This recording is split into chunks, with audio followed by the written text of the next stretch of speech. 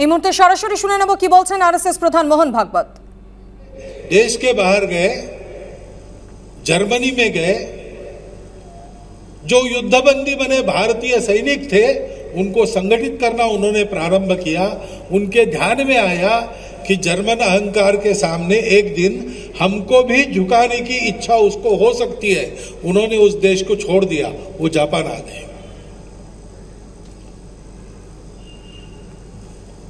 और रास बिहारी बसु से मिलकर उन्होंने भारत के बाहर भारत की पहली स्वतंत्र सरकार स्थापन की, आजाद हिंद सरकार।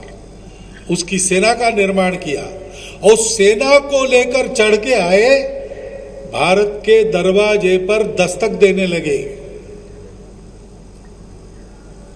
भारत की सीमा के अंदर प्रवेश कर गए।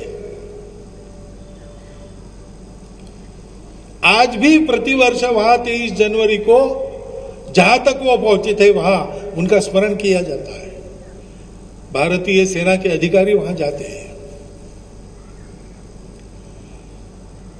देश में जन जागृति हुई थी, सामान्य आदमी रास्ते पर आया था।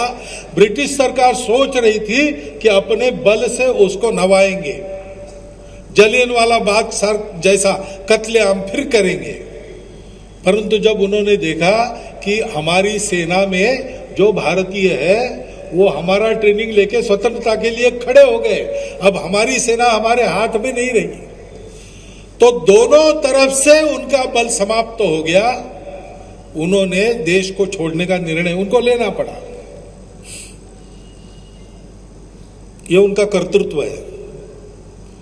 ब्रिटिश लोगों के साम्राज्य पर कभी सूर्यास्त नहीं होता है, ऐसी गर्वोक्ति वो लोग करते थे।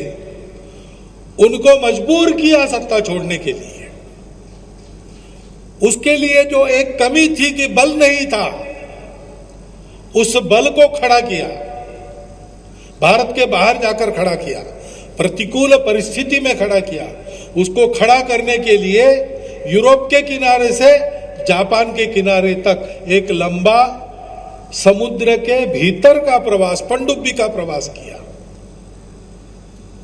कितना बड़ा साहस है, कितनी निर्भयता है और खतरा मोल लेने की कितनी प्रवृत्ति है।